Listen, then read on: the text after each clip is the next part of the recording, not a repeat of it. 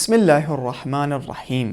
اہل سنت کے بعض افراد کی طرف سے یہ اشکال اور اعتراض پیش ہوتا ہے کہ عید غدیر کچھ صدیاں گزرنے کے بعد اس دن کو عید غدیر کہا گیا اور عید منایا گیا، ورنہ 18 ذی الحجہ ایک عام دن تھا باقی دنوں کی طرح۔ آئیے اس اعتراض کو جواب دینے کے لیے کچھ پوائنٹ آپ کے سامنے پیش کریں۔ اگر ہمیں جواب دینا ہو تو ہم کہاں جائیں گے؟ اس اعتراض کو جواب دینے کے لیے ہم کتب کی طرف رجوع کریں گے۔ سب سے پہلے اگر ہم کتب اہل سنت کو مد نظر رکھیں تو مسعودی کے جو 3 اور 14 صدی کے درمیان زندگی بسر کرتے تھے، کتاب تاریخ جو بہت ہی مشہور ہے علماء اہل سنت میں، بہت ہی مشہور و معروف تاریخ دان ہیں، انہی نے اپنی کتاب میں یہ لکھا ہے کہ علی علیہ السلام کے اولاد اور ان کے چاہنے والے اس دن کو عید مناتے تھے۔ اما اگر کتب اہل تشیع کے اعتبار سے ہم احادیث پیش کریں تو کتاب وسائل الشیعہ، کتاب بحار الانوار اور مختلف دیگر کتب میں کثیر روایات ہمیں ملتی ہیں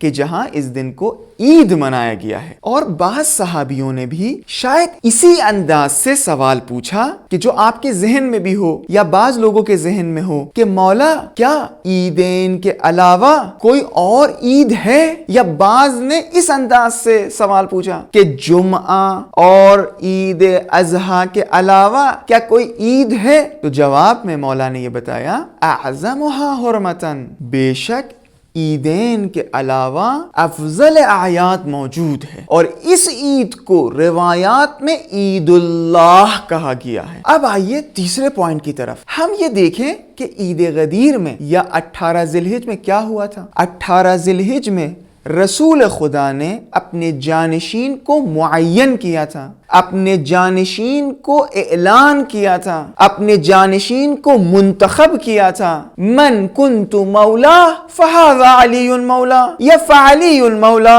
جس کا میں مولا اس کا علی مولا۔ خوب، سنت انبیاء اور اوصیاء یہ ہے کہ جب وہ اپنے جانشین کو معین اور منتخب کرتے ہیں اس دن کو عید مناتے ہیں۔ یہ ہم نہیں کہہ رہے ہیں بلکہ روایات اور احادیث بتلا رہی ہیں۔ اسی لیے رسول خدا نے وصیت میں بھی امیر المومنین سے یہ کہا یا علی اس دن کو عید منانا۔ تو آپ دیکھ رہے ہیں کہ چاہے کتب اہل سنت ہو، چاہے کتب اہل تشیع ہو، اور چاہے سنت اور سیرت انبیاء اور اوصیاء ہو، 18 ذی الحجہ ان 3 اعتبار سے عید ہے اور افضل اعیاد ہے۔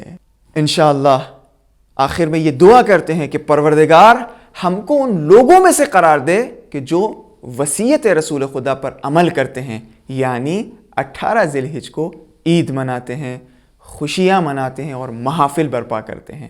والسلام علیکم ورحمۃ اللہ وبرکاتہ۔